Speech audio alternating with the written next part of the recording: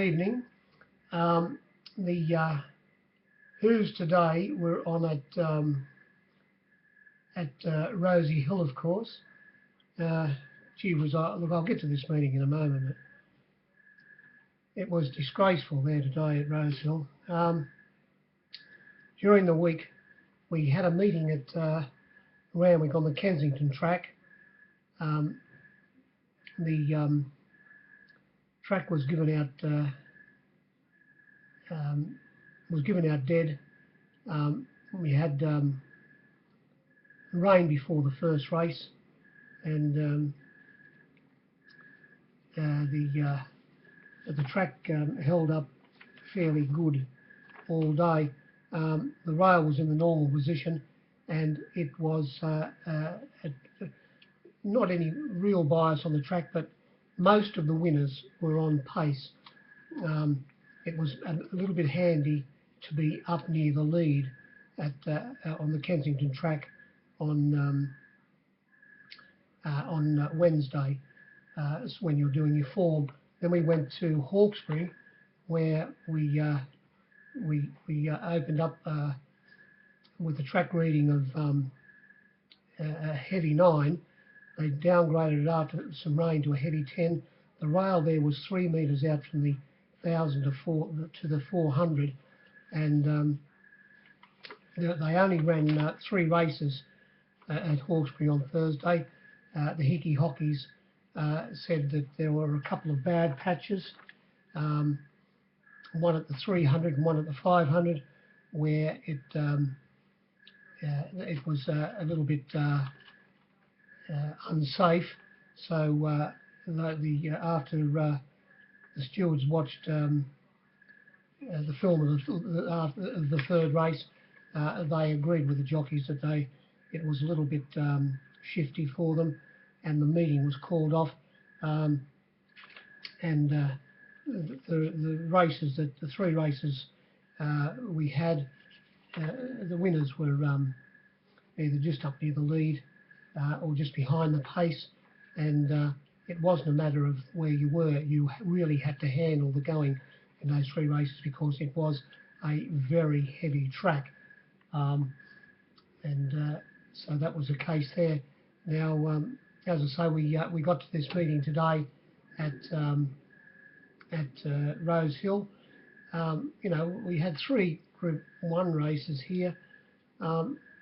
They say there was only 6,000 people there. It was the poorest crowd. This Rosehill's really gone, but there were in the betting ring, in the marketplace. In the marketplace, well, of course, it's a facade. The racetracks are really a facade for this filthy cancer of racing, aren't they? The TAB is the cancer of racing. The officials and everyone involved in the game are too frightened to say it. Of course, when they've got a contract with the TAB that lasts for another 159 million years, will racing still be going before the contract runs out? Well, it might be going, but they mightn't be running for any prize money. Even there, it makes you vomit. At Kensington on Wednesday, Randwick on Wednesday, they've got those filthy TAB machines all around the walls, and just opposite the betting ring. There they are. All of this younger generation, they just do not understand anything about gambling. And of course, there's just opposite the betting ring. There must be about 10 machines there in a row, lined up like Cupid dolls. And then there's not a machine. As soon as someone finishes on the machine, there's someone there to press those buttons. Bing, bing, bong, bong, bong. They like the noise, the sound, the music that comes through. They must be putting that. They dead set can't be putting real cash in there. That's all I know. They can't be. It's got to be. There's got to be the tab when they clean them out. It must be full of counterfeit money. It has to be. Where the bookies are 20 yards away, and we're a better price than every horse that the TAB is offering, and they're over there pressing the buttons. They must have rocks in their head. I can't understand it. Anyway, this meeting here today, uh, well, right, I think I mentioned to you once before, they had last time they had a big day there at Rosehill, not last week, a while back there. They got some disco bloke there, not just outside the betting ring, and he's got the big speakers faced straight into the ring. He got louder there as the day went on. I got someone to go and pull his coat and say, listen, mate, there's not one, you're the only one here, Dan, you're playing the music, and he was the only one in the joint. There wasn't, the people were walking past and he's got this music on. So what is this bloke doing? He's got a private party.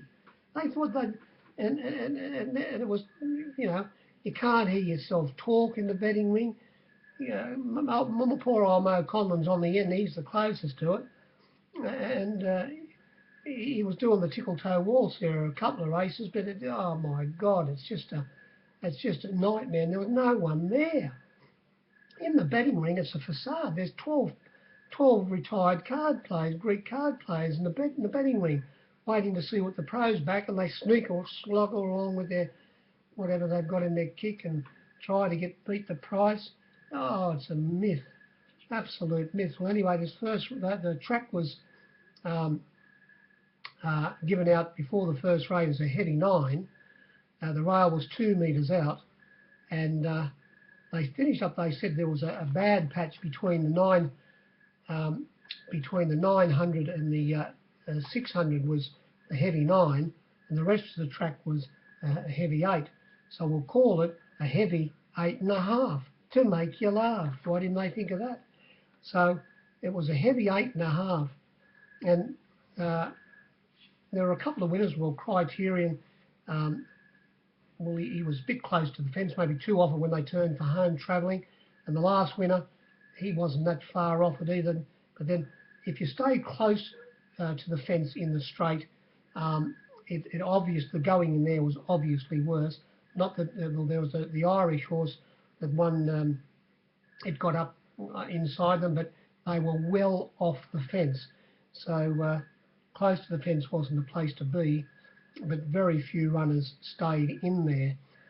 This first race, they said there was 104.3 on the screen for the robots, but in the marketplace, and those few robots that are out there, well, there's more than a few, but in that member stand, there's a Captain Cookie in there and another one in there. They've got all of the customers in there betting with it. We're out in the marketplace playing the pros. It's just absolutely ridiculous. 104.3 on the screen, 98% only in the marketplace. These were the flux. Opinion was $2.20 out to $2.90, back into $2.40, starting the Avery. Gondokoro, well backed, 20 out to 26, into $15. Tremac, 21 out to 31, back into 21. The offer, we put them up right. We put it up the 10-9 favourite. 10-9 the field. It got out after it was backed, opinion, to $2.60 towards the end of betting. And they said the best pluck about Desert Journey was only $5. A white man with a cane came up to my stand and tapped me and said, you've got $5.50 up, haven't you? I said, most certainly have. He took that off me. You had to be have very good sight not to get the $5.50, but they only said $5 for the robots and all those best flucked punters. Anyway, we saw what happened. The 5 runners, it didn't lead the offer. The pumper took it straight to the lead. Opinion got away with Blue Murder coming down the side. It was a stroll in the park. When they turned for home, this favourite, the opening favourite, the offer, it just ridden by Tommy Terrific. He just pulled out. He got past them fairly easy after turning for home, and went away and won by 3.3 lengths, pulling up. Gave a big victory sign well before the post, and undoubtedly, unfortunately, I wonder if the hickey hockeys have got a hand over when they say they get fined a monkey for the gesture and all that. I don't know whether they do hand over. I suppose they do. Anyway, what's the difference? I hope they don't. I hope they don't have to. Race 2 had strolled in that first winner. You run that race again. It was, as I say, it started 13 to 8. You run that race again, and if the captains put up, if they said, "We'll have you 2 for 1," about the offer, there's a good chance. Well, now we've seen what happened, of course. There's a good chance they'd lay it on with you straight away. Race 2. Well, here we saw a very well-backed winner, a very well-backed runner win. That's probably the best-backed runner in the race, and that was the Time for War. It drew barrier 8 in a field of 9, and he was able to come across and find the bunny. When they flattened out, he was off the fence turning for home, and he hung out badly in the straight. It was on its outside. I Own the Lead, Mr. Char Char. He did interfere with Mr. Char Char, who finished up running 5th, and Mr. Char Char, of course, went out onto Kuro, number 8, who was on his outside, and there was the interference, but of course there was the winner got away from those runners after he did hang out. He finished very wide on the track, and after missing the kick, and number 3, Kumon, after missing the kick and being held up in the straight, it made up. It came from last. It was going to go around them, and he went inside the second last horse, Modoc, after they straightened, and made up a mile of ground to only fail by 0.2 of a length. And it would have been a huge result for the captains. I know, what am I talking about? It went from $4 out to $4.80, back into $4.20. It was extremely well backed as well. The pros were the victors there. They found both runners. The opening favourite here, Mr. Char Char, we put it up, the $3 favourite, 2 to 1 the field. At the finish, the captains were yelling out, "Would the owners of the opening aviary, Mr. Char Char, please step forward?" It was $4, 40, 60 towards the end of begging. You couldn't give it away. It was backed number 9, number 8. Kuro, it was back. They took the 5.50 towards the end of betting, and there was a little bit of a nibble for Kramer around about the $11 into 9. And but I say the winner opened up $8. You wouldn't see it. Got out to $8.50, and it started $6.50 on my board. But I think I might have been the only mug who had $6.50 up and laying it, and I had a terrible result. Oh, but it was more or less $6. As I said, Muggins here, I was $6.50 when they jumped. Maybe run that race again, and the second horse, with a little bit of luck, might have got the cash. Race 3. Now, in that race, go back to that race, they said there was 103.5 on the screen. There was about 2.5 less, about 101 in the marketplace. And in the marketplace, in this race, race 3, they said there was 107.2, about 6 less in the marketplace, only about 101. And here we saw Avoid Lightning, the runner now trained by Les Bridge. It sat midfield. We all saw what happened to this runner last start at Randwick, when it was extremely unlucky. After they topped the rise, he went for a run and had to switch back inside runners, was held up desperately. But today it was a good result for the captains, because there are punters, well, and people who do the form think that those runners that, and when they're quite right as well, that do get held up and checked a lot, they're well under their odds their next start. But I must admit, this one here, I marked it quite a bit shorter than it started. We only put it up a 5 to 1 chance, a 4 to 1 chance, $5. It did get out to $7.50 on the fence, but back into 7, hard to get towards the end of betting.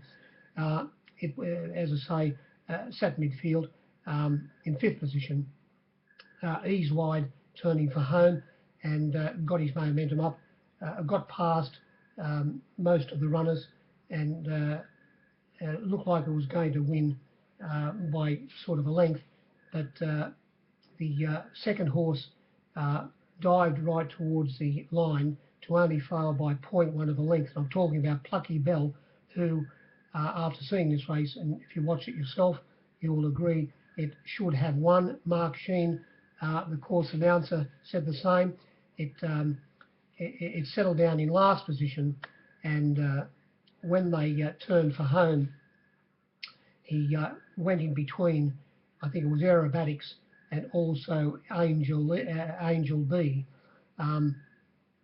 And the horse that led in this race, the Moody trained Melajora, it went to the lead, as I say, and after they'd flattened out, it gave in like a prick balloon, and it was coming back through it went inside it, I think, and it was chasing its Shadad, and I think it went inside it, and or he could have gone around it, and Recoinage might have gone inside it, and it was falling back through the field very quickly, and where it was falling back was the run which Plucky Bell was looking for, and he got held up and then crowded for room a little bit.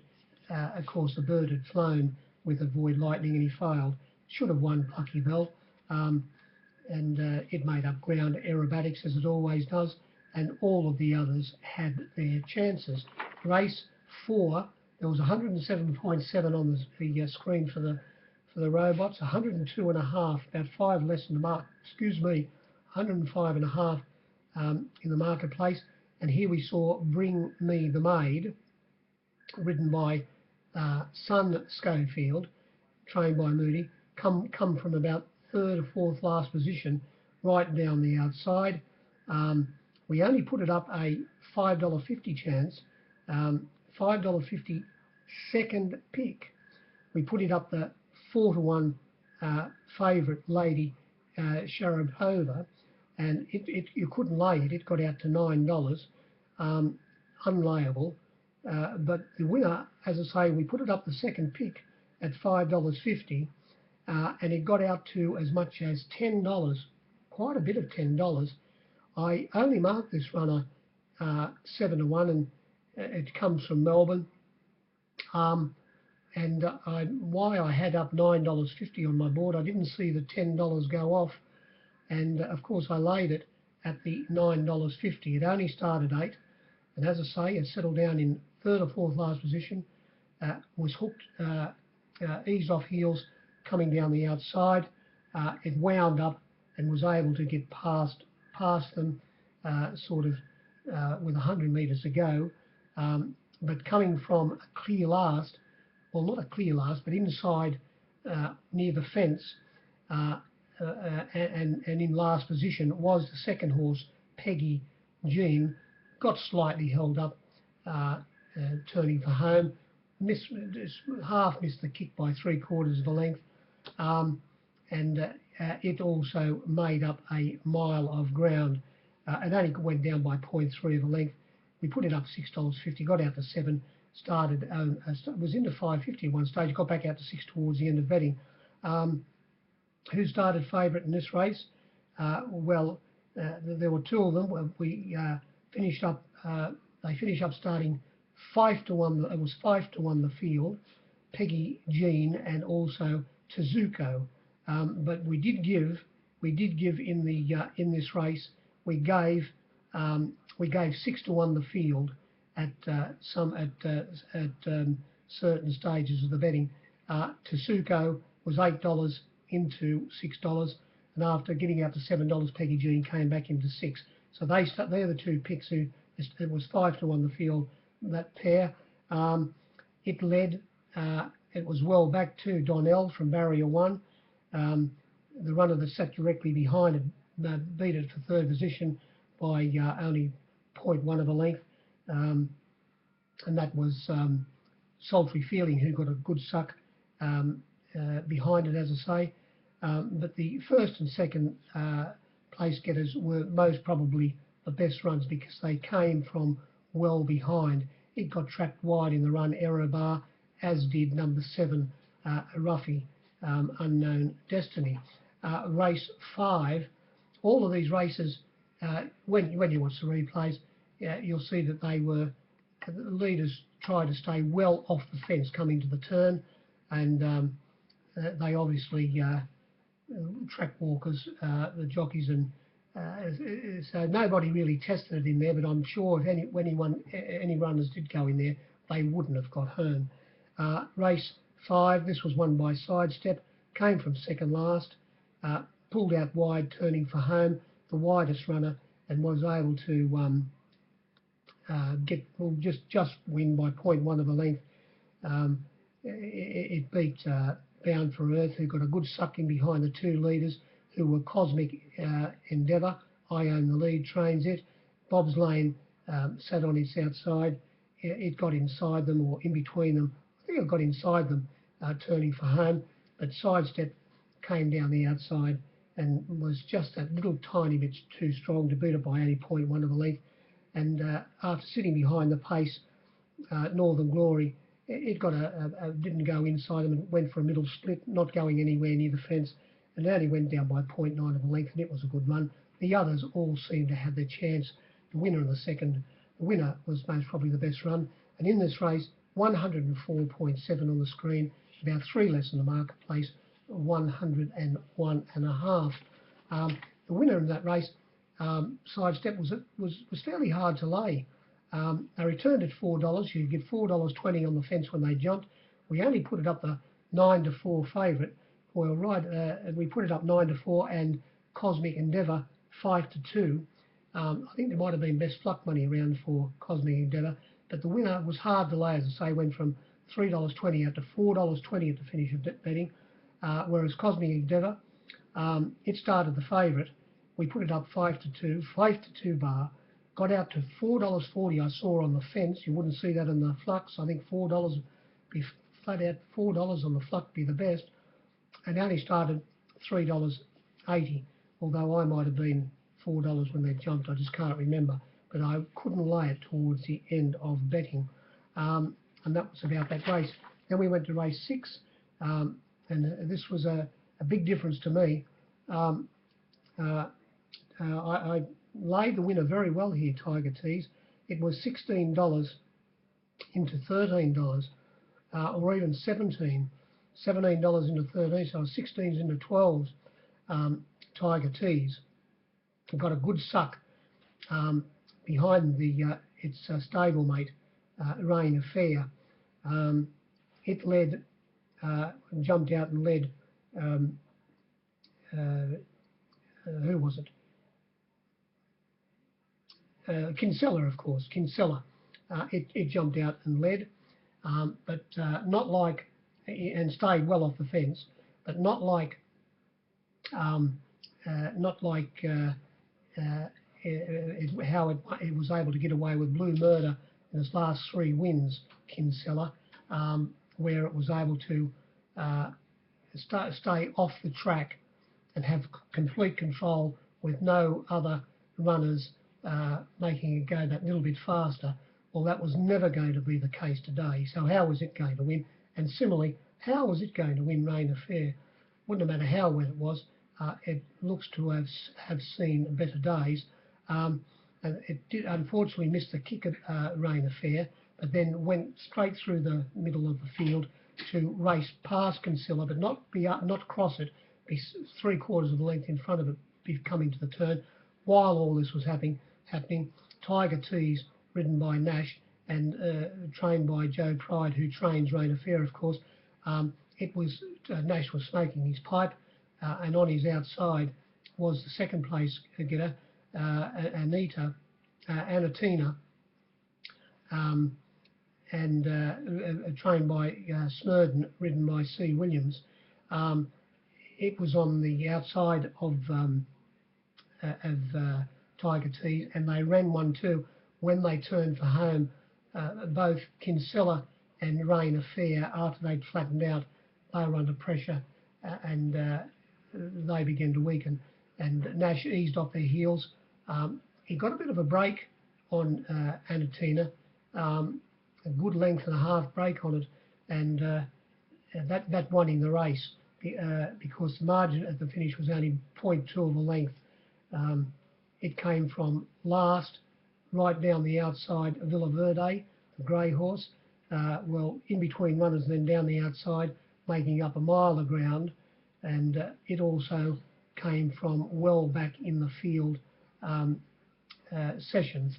Well, it sat midfield wide with cover. It was on the back of Satin Shoes, who was trapped wide without any cover. It more or less had its chance, Sessions. It's only got a very short sprint in it. The winner and the second horse both got good runs, and those four, they finished very wide on the track, those four runners. Once Nash did get to the lead, he stayed right in the middle of the track, even a little bit wider, as did the second horse, and the third and fourth horses came wide as well. All the others, the runner that finished closest to the fence in that race was See the World. In that race, they said there was a 112.6 on the screen. Well, you know that's just not right. It can't happen in Steak and Kidney. There are captains in the marketplace. Give them 112 and a half.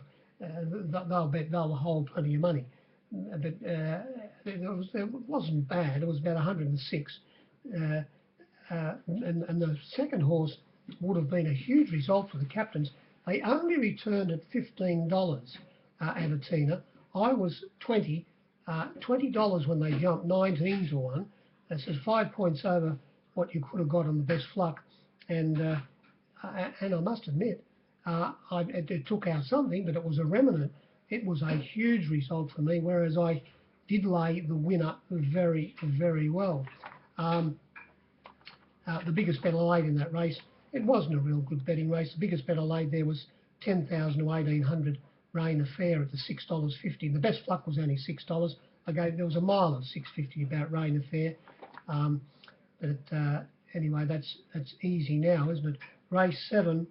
Well, here we saw the Irish horse, Gordon Lord Byron, get home, ridden by Mr. Williams, and he was handy early in the race in about 5th position, but then he went as they spread out a bit. He finished up midfield, and they were well off. It led on the fence. Well, it didn't lead on the fence. It led El Rocco, ridden by Horseman Bowman, but he never went anywhere near the fence. He controlled the race in the lead. He finished up running third, beaten only 1.6 lengths. He was a good 4 or 5 horses off the fence, turning for home. Coming from well back were the first and second place getters. Speediness, they got up on the inside, but still 4 and 5 off the fence, inside runners. Speediness actually, at one stage, I think was behind the winner, but then finished up in front of it, and when it got inside El Roca, and it was all over a winner, but then getting up on the inside of it, right towards the close towards the line, was the winner, Gordon Lord Byron, the Irish horse, resuming from a spell today. It just goes to show you these the continental stayers. Well, this was only a 1,500 metre race, of course, but and especially with wet ground, most of them seem to be a little bit more superior to our runners. And it got right up on the inside towards the finish to beat Speediness by 0.2 of a length.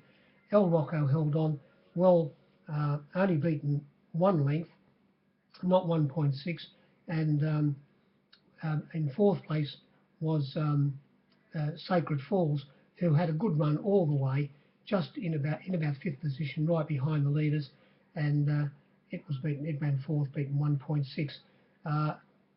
What else in that race? Red Tracer, it sat on the back of either Streamer, or it might have sat on the back of Terra Vista, and when it was eased off heels, turning after they flattened out, it went fairly ordinarily.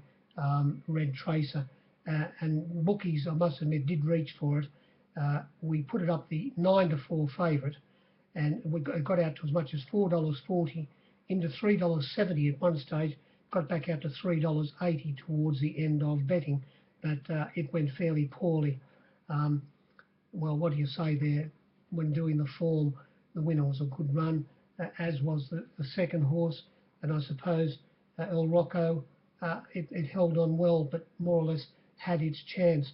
And in that race, they said there was 111.3 on the screen. Well, then, as I say, well, you know that's just complete. It can't happen in Sydney.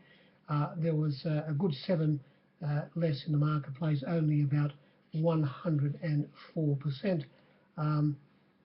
Bobbin settled well back, made up plenty of ground down the outside.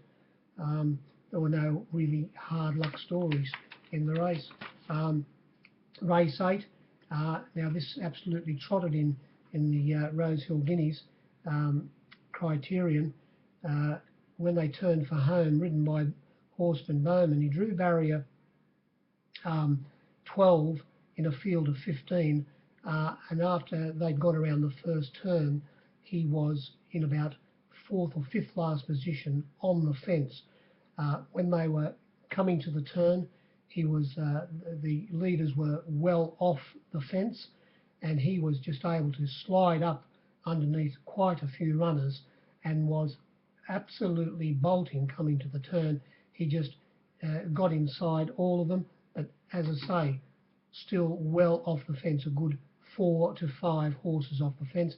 He just ran up inside the leaders in that position, and the race was all over in more or less 2 strides. As soon as he got to the leaders, and he said, "Well, come on, we'll go now." This race was all over, as I say, in 2 strides, and won by 3.5 lengths. It came from about midfield, easing off heels and going in between runners, Thunder Fantasy, and it came from past midfield, having its chance, Toronado, and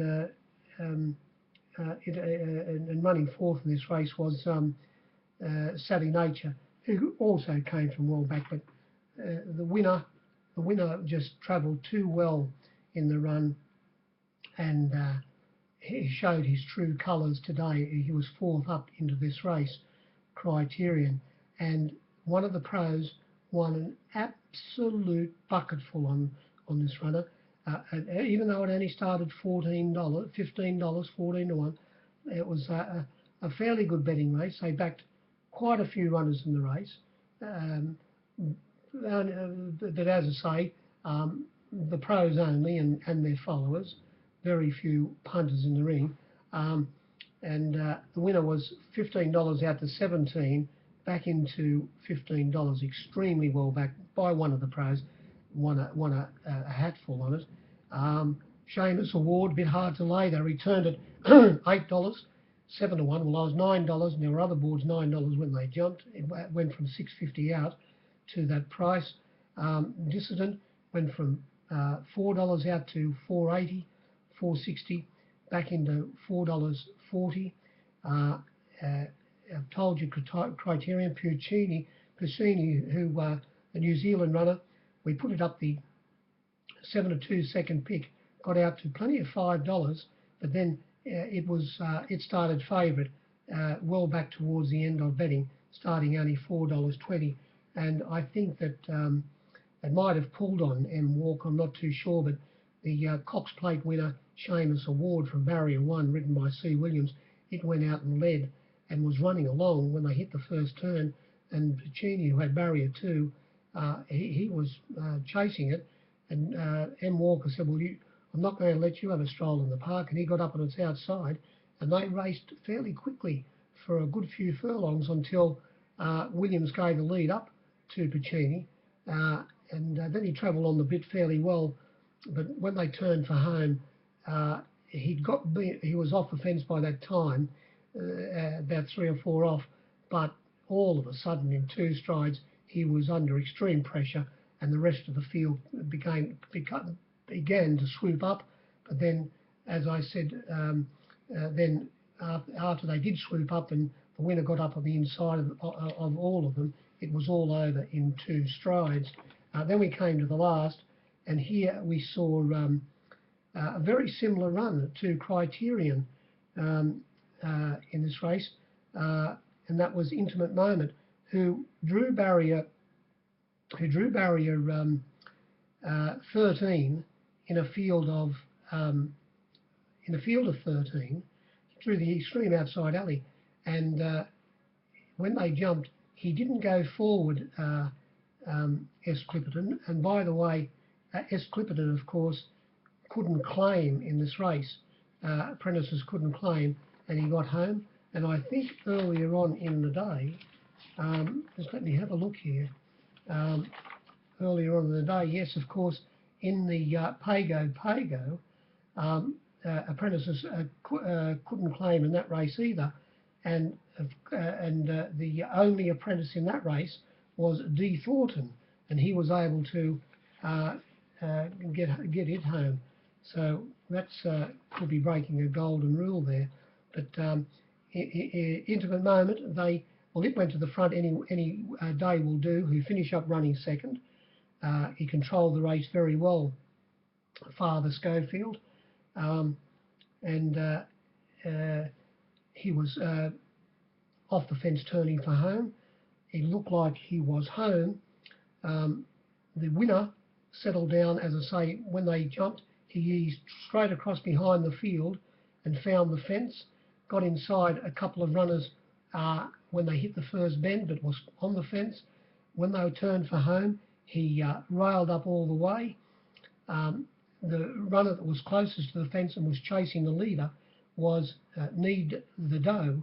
It was weakening, and he was about 3 horses off the fence, and the rider S. Clipperton on the winner Intimate Moment, instead of going inside Need the Doe, he said, "No, I'm not falling into that." He went around Need the Doe, and who was, as I say, 2 or 3 off the fence, went around it and finished up rounding the winner up anyway. Will do the winner by 3/4 of a length. When they got down to the line, it made up a lot of ground from third last position, the Melbourne horse or the New Zealand horse at Pingle, and also coming from it's at past midfield was Mahara. It made up a good bit of ground as well, but the winner was a very, very good effort, because they never went really hard in front, and he was able to go up that inside part of the track and get to the judge first. So I'd have to say the effort of that runner in the last race was the best run in the race. It did a bit of work in the run Lucky Largo, got trapped a little bit wide earlier on the pump, but then he pressed forward and found the 1-out-1 position, but he was under pressure turning for home, finished up running 5th, beaten about 2.93 lengths, more or less having his chance. The winner, as I say, was most probably the best run in that race. Well, that was about the meeting. Next week, of course, I don't know I was going to say the STC, of course, now it's the ATC. What they're going to do with this Golden Slipper meeting next week, because the feeling amongst everybody is that Rosehill, I don't know how they're going to, if they didn't get people there today, what are they going to do with the Golden Slipper meeting? I think, I hope it's not the case. I hope they get the biggest crowd they've ever seen, which won't happen, of course, but boy, you'd want to get a lot more people to make the meeting successful than you did today. That's about all I have to say. Good evening.